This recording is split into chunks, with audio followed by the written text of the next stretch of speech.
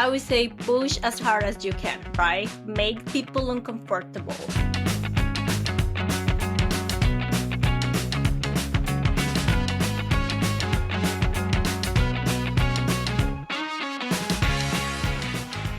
Hello, welcome to Hired the Podcast. I'm Travis Miller, and today I'm pleased and excited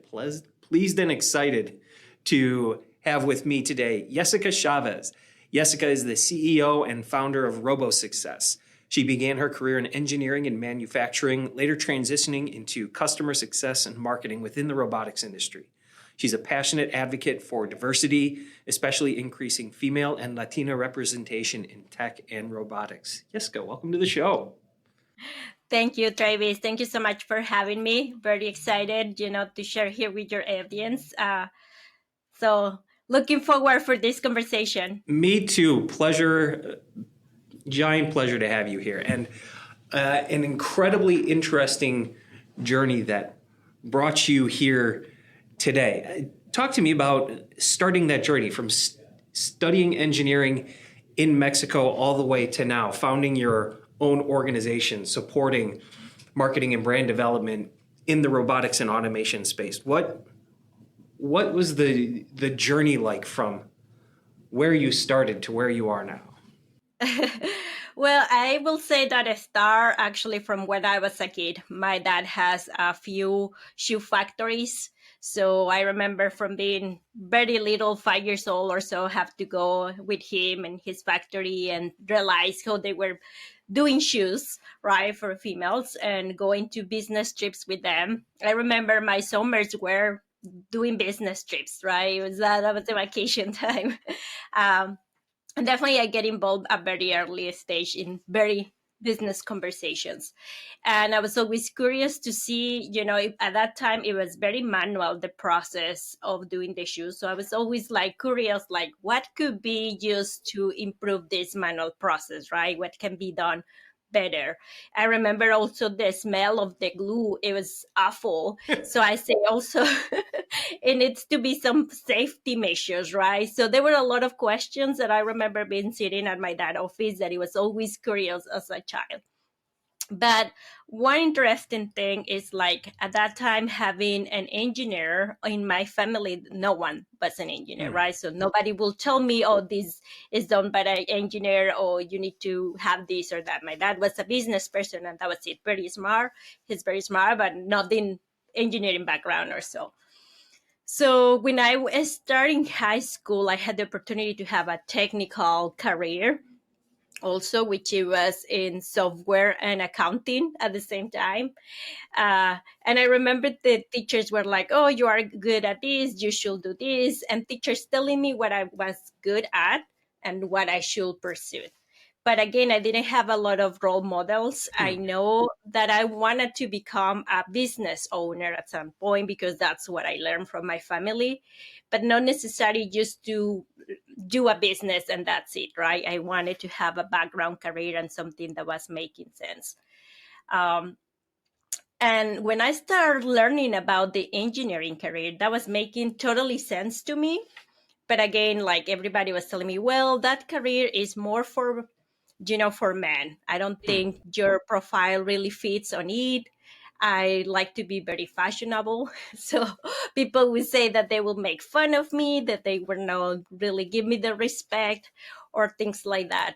And then I love math. I was super good at math, but for some reason I was feeling like, oh no, but being an engineer, that will need more math than other careers. And probably I'm not that good at that kind of math. And again, it was very hard to try to find somebody to really ask about it. Again, in my family, they were like, why do you want to go into college, right? You can start a business, you know how to do it. You just go and do it, right? You don't need a degree. But I knew it that I need to do something else. And I found this guy who was ending his career in industrial engineering and started talking about his thesis with me. And I remember that I was like, that's what I want to do. That's, I want to understand how a product works, how can you improve a process, how can you make things better and implement it. Because at that time, when he explained me his thesis, all the questions that I was having while sitting at my dad office, suddenly it's like, oh, there is a career that can help me to get those answers and help to improve that. And I started doing a research, and then I actually got a scholarship immediately as I started applying some universities. And again, the fear came to say, can I hold this scholarship? What about if I fail, right? I don't want to get in debt.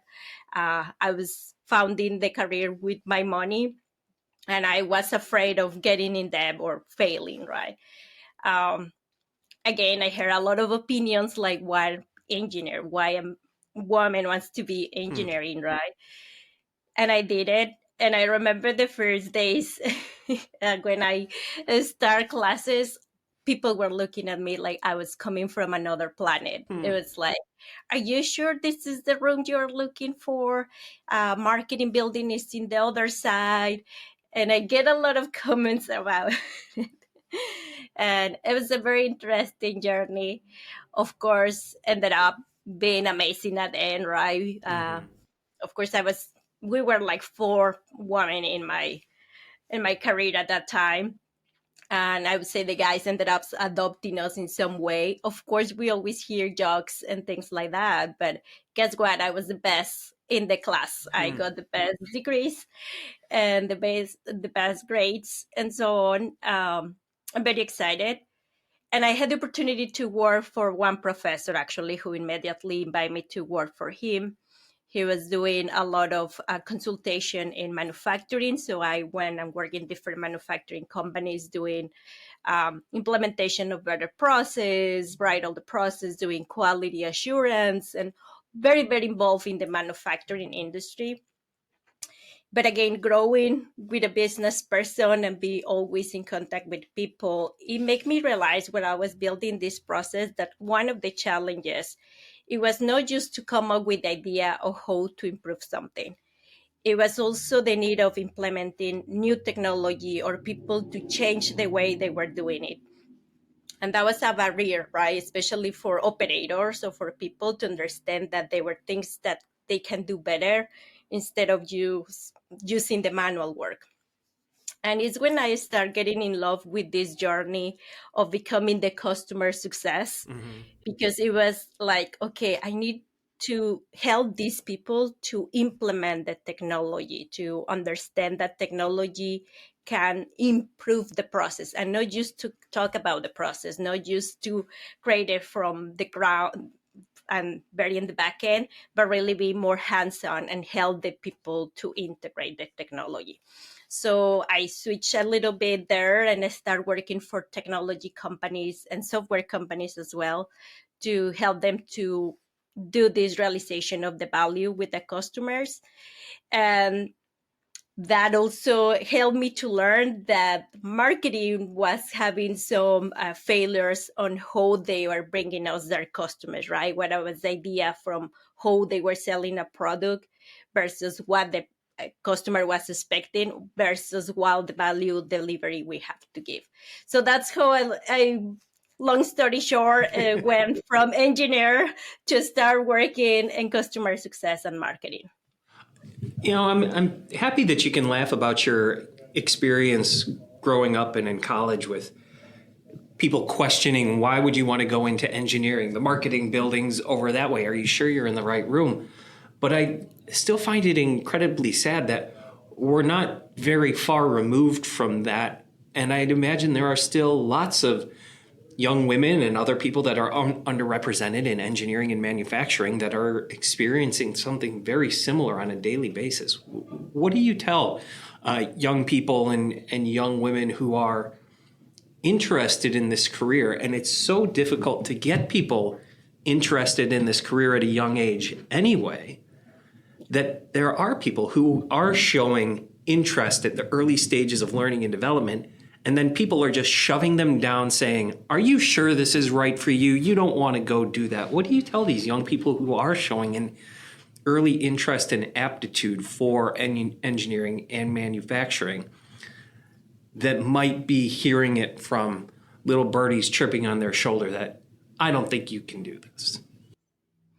First of all, if you really want to do it, just do it, right? Don't look for the approbation of anybody, because you will always hear the opinion. Everybody has a better idea and a better opinion, right? But if you let your life take the decision based on that, then it's going to be full of bad decisions, right? Really, in reality, because at the end, you are not going to feel fulfilled. I don't regret at all being an industrial engineer, because not only when I work in manufacturing, I learned and love it, but also from there, I realized that there was another part of that journey that I can add more value, right? And sometimes going into one career, it opened up also other doors. And one of the things I also never regretted is when I have to move to United States. I moved more than 10 years ago. It was super easy for me to get a visa and to get a work position. Why? Because engineering from Mexico had a special partnership, I would say, with the government, that we can get immediately into the workforce. So when I think also about that, like what I would do if I was not an engineer, what I would do if I didn't, follow what my heart was saying at that time, what my passion was saying, probably, I wouldn't be having all these amazing opportunities when I move here. And the same, right? I'm thinking like, yes, I could have done a business right from the beginning. I could just start something. I already knew how to do it and had the opportunity to do it. But again, it will be just staying there. So the career gave me a lot of more than just a job or just to go into one specific field. So for me, always with the girls that come with that question, like, oh, I don't know if that would be the right fit, I say that it's more about the doubts that we have about ourselves. The way I was explaining, the math for me was kind of, I was afraid about um, being into an engineer because math probably could be more complex than I was used to. And guess what? I love it. I was having the challenge of really solving that complex math that every day I was waking up excited to go into these classes, right? Like I was like, okay, now I'm not just learning about a specific subject. I'm also learning about myself, how I'm willing or ready to respond. Um, One another thing is like, especially with careers that majority of them are men, and I can tell you in the robotics industry, in many teams, I have been the only woman in the whole team. And I remember, especially at the early of my career, I'm super tiny. I'm 5 feet, so I'm very tiny and skinny. And I remember guys didn't want to hear from me directions, right? They were like, what are you saying, right? You are just a kid that are not even tall enough to tell me anything. But that didn't stop me for, voicing what I wanted and make sure that we have a plan. So it's not just sometimes about the gender, sometimes even about how you look or how you talk or what you say or how you dress, that people sometimes put you in this box. But if you really know that you are doing what you are best at, that you're passionate about, the doors are going to be open. And I feel that's has been for me. Like, I don't hear what people is saying. I don't care about it. I just know that I want to get to that point, and it's going to do whatever it takes to get to that point, right? And gain the trust of my people and make sure that we have what we need to get there. What's your advice for people to be able to stand up for their ideas, whether that's because they're newer in their career or they're new to an organization or they are in a traditionally underrepresented individual that is traditionally not listened to or not given as much weight to their ideas and opinions? What do you advise people to do to combat those goddamn pig-headed bullies who just don't want to listen to other people because they don't look like them or don't look like somebody who has the authority versus someone who just has a goddamn good idea? I would say push as hard as you can, right? Make people uncomfortable, because I feel like, and I can tell you that from my culture, right? Sometimes Latinos, we are always very like to have everybody welcome and feel warm and be the nice person. Our parents, taught us also not to be loud or not to talk in front of adults, right? So we have like this mindset of like, oh no, I shouldn't say things, right? But it's like you want to be heard, say it loud, push until somebody listens to you. And also at the same time, if it's in a place that they are not listening to you, right, that you have tried different ways, then move on, and it's their loss, right? And I have done that a couple of times where it's having also showing like, I'm standing away from this table because it's clearly that I'm here just to listen and not add value. So excuse me, right? And I can use this time better in other stuff. And that also is not just talking loud, right? But even doing that is showing that you respect what you're saying or your decision, and you don't want to be around that people. And that people is going to look at you in a different way. So I would say speak as much as you can. And if you cannot speak well, at least with your body language, you are also saying, I don't like this. I want to move on. Well, it's a very interesting point that you make about being around people who want to listen to you and to be able to identify those groups of people that you're just there to listen. They don't value your opinion. And I'm wondering what you see the good companies doing to expand the amount of people that they can attract to their organization. Because I think every organization in their mind says, well, we're going to hire the best people regardless of who they are, what they look like, or where they come from, or what they believe in. And that might be the case for most organizations, but I know that organizations who do have a diversity of staff and ideas, it's much easier for them to attract additional people of diverse backgrounds and ideas.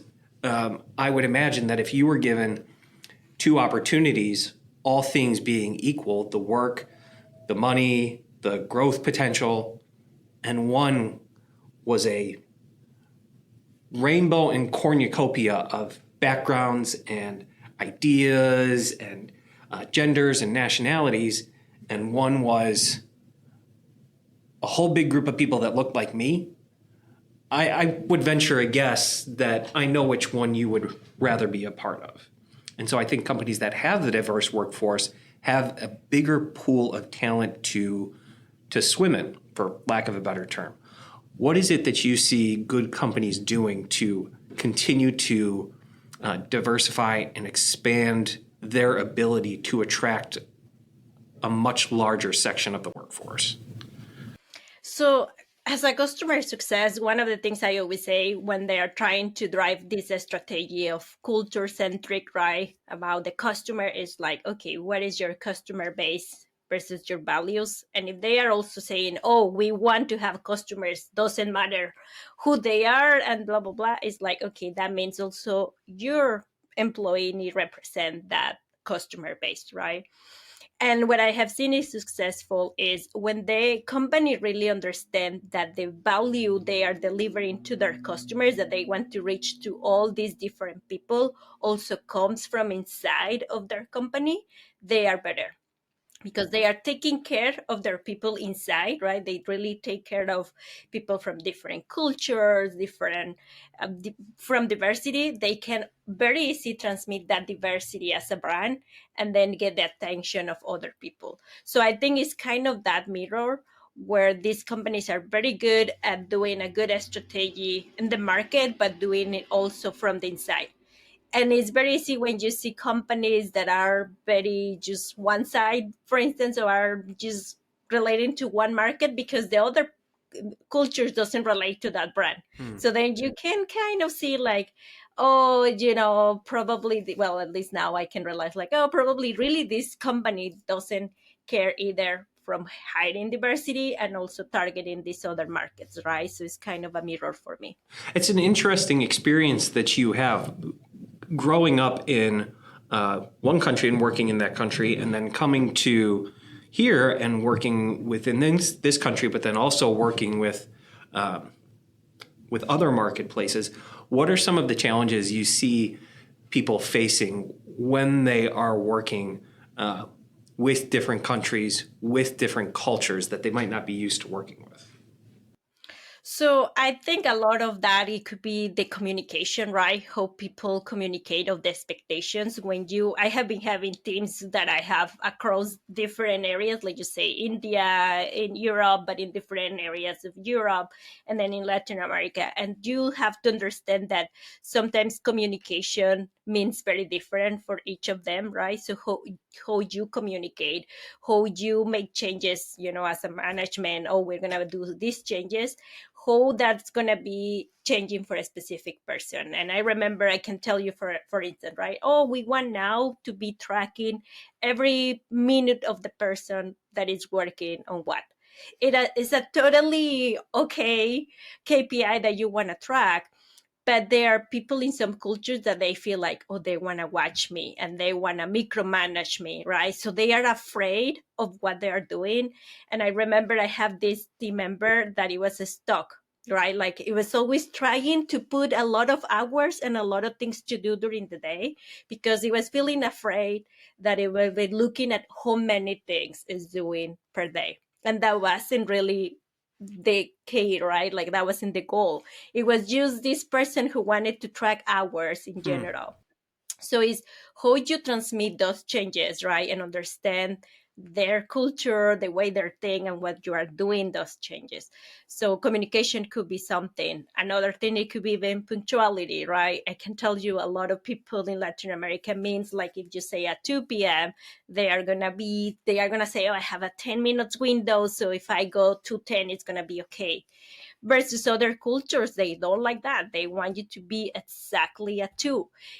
So you need to help to alleviate that, right? Like you need to tell the person, hey, these 10 minutes are not okay in this company, right? Because the other people are jumping in other calls or in other meetings. So you need to transmit that culture and help them to also accustom to what the company values are or what is the best for everybody. And that is very nice to see how you start learning to integrate these different point of views, because at the end, again, if you are launching a campaign or if you are doing something related to the market, you also start understanding that, right? The way you are going to be translating something is not just going to Google and translate it exactly in Spanish. You need to say, okay, how these people think and if these words really make sense to them, right? So probably the slogan of the brand needs to change a little bit to really target that people. Hmm. Yeah, being able to communicate is always challenging. It's probably better now than it used to be, but we used to play a fun game when Google just started to be able to translate. Is you take some piece of writing and say, okay, translate this into Spanish, and then you'd say, okay, translate that into German. You say, okay, now translate it back into English and see how close it was to what you originally put. It's a fun experiment. I actually want to do that again and see how much ChatGPT has improved that. But I bet it's still a pretty interesting game of telephone. Well, It is. I want to. How do you combat that when you're? What's the best strategy for dealing with what could be lost in translation when you are working across uh, multiple markets, languages, backgrounds, and expectations? What's the best way to handle that to make sure that proverbial game of telephone doesn't really screw something up? Yeah. Well, I always like the human side, right? Yes, I work a lot in robotics, but this is also, I love the human side where you really need to have your one to one with your employees, right? Trying to really understand. It's not just about the one to one, oh, let's see over the list of all the things that you have to do or the results. It's also take the opportunity to do those one to one to learn about them, their lives, right? Do they have children? Do they live with a mom? Do they live alone? Try to understand where they come from. And I would say always, I have been working lately mostly in leadership positions, but is I can say from everybody, even the CEO, take the time to understand each of your employees a little bit, right? Make sure that all your policies or everything that you are building around your culture really makes sense for the people that you are hiring, and it's being fair also for them. Because again, it could be something like, oh, we don't celebrate Easter, right? I'm just gonna say, for instance, but maybe somebody is very religious and for them means a lot, right? So how can you be flexible with that policy? I remember one of the companies, every Friday they were giving beer, right, to all the employees, and it was like, hey, wow. But there was this employee that didn't drink beer for religious purposes. How do you still make them welcome and part of the party on Fridays without make them feel like they have to drink, or if they don't drink they have to feel bad about it?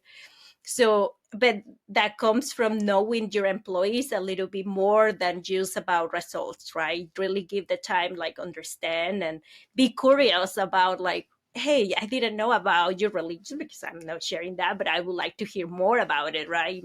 Be really honest about it. Mm-hmm. What is it that you see as the current state of hiring in manufacturing? Which roles are in most demand, and which positions are companies having the most difficulty hiring for right now? Well, I see it in general in everything. And I have a very good friend that actually she works a lot in having programs to create awareness for kids in high school from college, because there is this big gap, right, in manufacturing where they don't have enough engineers, where they don't have enough operators, where they don't have enough people who knows how to operate the machines or how to do a specific labor. And I think again, from my experience, comes a lot from not having, role models or not having who to talk about. And the more we have these people who is involved in the industries sharing their experience with and be very easy to access to, the better we can have a new generations coming to us, right? Because sometimes these kids, they have many ideas of what a position looks like, right? And then they can create this kind of like, oh, that looks boring, right? But if there is no one talking to them and say, hey, I have to fix this, or I have to do this challenge, or really talk about their day-to-day jobs, is going to be very hard to do the conversion. Uh, Now, for many years again, and I can tell you from my experience, it was very male related industry, right? And it was hard again, like just say for women to see, oh, I want to go into manufacturing, because immediately they will feel like, I don't want to be just with around men. So I always was creating these programs where it was with HR, right? Where it was like, okay, you're going to be hiring people. Let me be part of the interview of the process at some point, so I can be talking also with other women, right? And at least make sure that they feel there is going to be another face there. And I try to do that a lot in the companies when I see that there, again, in robotics, manufacturing, automation, there are very little women, where I know that I have been the only or the second one. And it's like, let me be there. So at least they feel that it's going to be another female there, right? And I know that I can ask questions woman to woman and make sure that we have a face that is that role model in some way to feel that I can champion somebody. It's funny. I was just talking to Christelle Kiefer from ABB about something very similar earlier today. And it's about how do we get kids interested in this so much earlier than we traditionally do. Because, I have a 6-year-old boy and a 9-year-old daughter.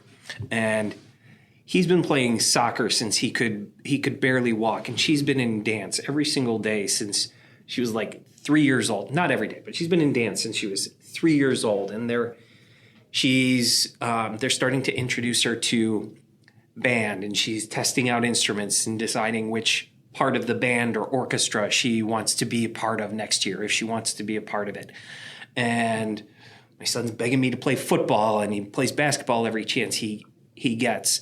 And they're learning all these things in school, but the best way to get kids interested in something at such an early age is through play. And it's not until they get to high school where they can join the robotics team and they're introduced to these things. And maybe they've got a mentor who will take them on a field trip to to automate or to ProMat or something like that. And so by the time they're in high school and they can join the robotics team, unless somebody has an intense interest in it that was almost put in them by God, like you from an early age, you knew you wanted to do this, that it's a small pool of kids in high school who say, yeah, robotics, that's some cool stuff. I'd love to be on the robotics team.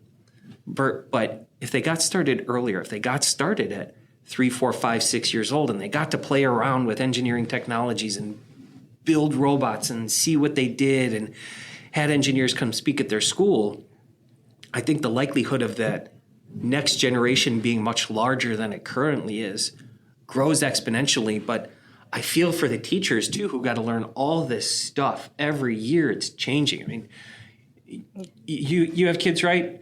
Yes. I'm trying to help my daughter with her math homework, and I can't believe how different very simple third grade math is than when I was in third grade.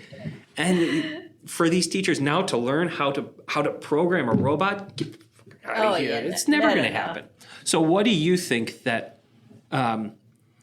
educators and the industry, and I think a big burden of this falls on the industry to plan for the future 20 years from now? What can they do to get young kids as interested in all of the cool things that robotics and automation and engineering can do the same way that we get them interested in soccer and dance? Yep. Let me tell you, I work, one of my first jobs here in the United States was working with a ed tech company that I love it because one of the biggest projects I was working with, it was getting champions from these big companies. We were doing videos, we were doing animation videos for little ones, we were doing songs and lesson plans all around these people, right? So, and mostly we were looking for diversity, right? So we were looking at serving a schools Title One, which usually have less budget than normal school, and bringing all these people, doing interviews, doing songs from the interviews, doing lesson plans, and a lot of crazy stuff around. And it was exactly that goal, right? I feel like if you ask right now your teacher, she will be happy if you volunteer to say, on Friday, I'm going to be talking about my job, right? So imagine if you expose the kid every Friday to a volunteer person to talk about their job. At least they are going to hear it, right? At least they are going to see, oh, today, I hear about cybersecurity. Like you say, the teacher probably doesn't know anything about it, right? So how can she even explain about that? But if from young as kids you bring every Friday a different person, how many parents do you have that do different jobs, right? And you bring them every Friday to be talking about what they do, or even the companies, like you say, the manufacturing, you create a pool in your company and say every Friday, 1 hour, somebody is going to be talking to a school. Teachers love this. Kids love having people guests, right, and be asking questions. And I think that would make a huge impact because I just did this project. I remember in New York City, and then we went to also Massachusetts. It was huge. Kids love it. And they don't even see the people. We put the interviews, people from Google, from Johnson and Johnson, and they were like, wow. And sometimes we were asking them if they can join 15 minutes on a video call connected with the kids.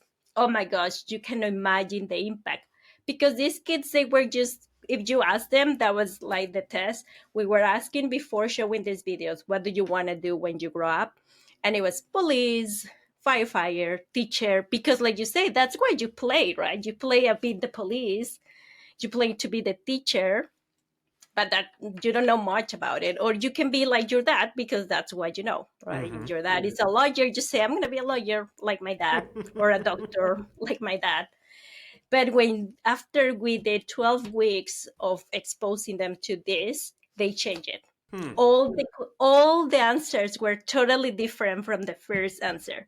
So it was a great, again, it was one of the most exciting projects for me because it's when I realized this needs to be more than just an experiment, right? We really need to do this. And it's as a society and company that we need to do it. So every time somebody invite me for something or I can volunteer, I'm like, yes, sure, I want to do it because I know somebody is going to say, oh, I didn't know about that career. I know I want to do it. What what inspired you to found Robo Success, and what's the mission for your new organization?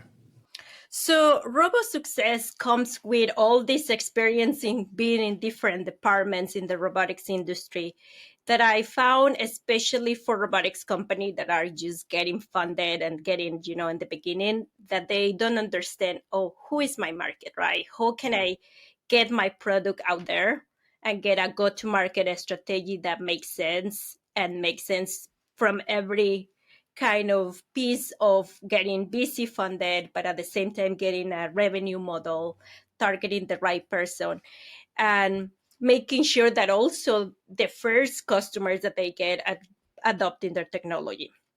The biggest problem in these companies is getting from 0 to 1. And of course, then scale, right? What it means to have a fleet of 10 robots, in different positions. What it means, like, okay, now I start my business here in California and I develop these 10 robots. They have pilots, but now I need to send these robots to Arizona. What it's going to look like for, operations and marketing also at the same time. Who can I target now my customers in Arizona? So I learned throughout my career that there are all these different challenges. And of course, as I started a business, I also started as a part of, I would like to share what I know about this industry and help this company that are starting from the ground to grow. And once I have a strategy and, for them, they can use the scale and keep using it until they get wherever they want to go, right? The sky's the limit. But I like to be helping people from the ground because I know it's the hardest part to understand, like, what do I need to put my robot out there? What's been the biggest challenge in starting your own business like this? I would say a little bit could be trying to get organized because I'm doing a lot of things at the same time, right? I would say organization always is a challenge because I like to be doing a lot of things and understanding that, I need to put priorities, sometimes priority on customers. I always going to be put my customers first, but I need to understand also when to say, no, this is out of the scope and I need to focus just on this, right? So organization, I think, is always a challenge when starting a company. And then, of course, you start doing a little of everything. So you need to learn when you have to delegate, to who to delegate. And again, I feel that happened exactly with the robotics company, right? This is when I go and I say, okay, delegate this part to me. I can help you. But it's a challenge of starting a new business for sure. That's always the biggest problem, or one of the biggest problems I see for new leaders and new founders is the ability to say, I want you to do this. I want you to do this for me, to be able to delegate those tasks. It's a huge challenge. It's a huge challenge. I always say it's like you have a baby, right? So then you have to give your baby to someone else to take care of it, and doing it is that the hard part. You're building a baby, you have the baby, say, okay, now I have to trust this person to take care of it. So it is that. So what's next for you, Jesica? Well, I think I see myself keep, helping in this industry. One another of the reasons of bringing Robo Success or helping robotics company as a female, as a Latina, is trying to help bring in more diversity, trying to be the face and this kind of inspiration for other people. I'm always happy, if again, when they are ready to scale and hire more people, help them with creating that pipeline and say, hey, why don't we bring more women, right? When they have ready to say, oh, we're ready to hire, who will be a good profile? I have to go and help and try to say, okay, why don't we bring more women? Why we don't bring more Latinos? Why don't we bring another people that brings diversity, right? So that's what I like. I couldn't agree with you more. No matter what we do, I don't think there's enough people to fill all these technical engineering automation positions that are going to be arriving on the horizon very, very soon. And we don't have enough people. So let's build the workforce as big as we possibly can. And who cares what they look like? Who cares where they come from? If they're smart, if they're engaged, if they're interested, if they're passionate, Hell yeah. Bring them on board. Let's get them all. Let's get as many people interested in this industry as humanly possible. So, Jessica, really appreciate it. Who are the people that should be reaching out to you, and what's the best way for them to find you? Well, I'm definitely super active in LinkedIn, and well, whoever wants to start, a robotics company or related to that industry or automation, I hope I can be, a good source to help you to get started, mostly with your marketing and your customer success strategy, right?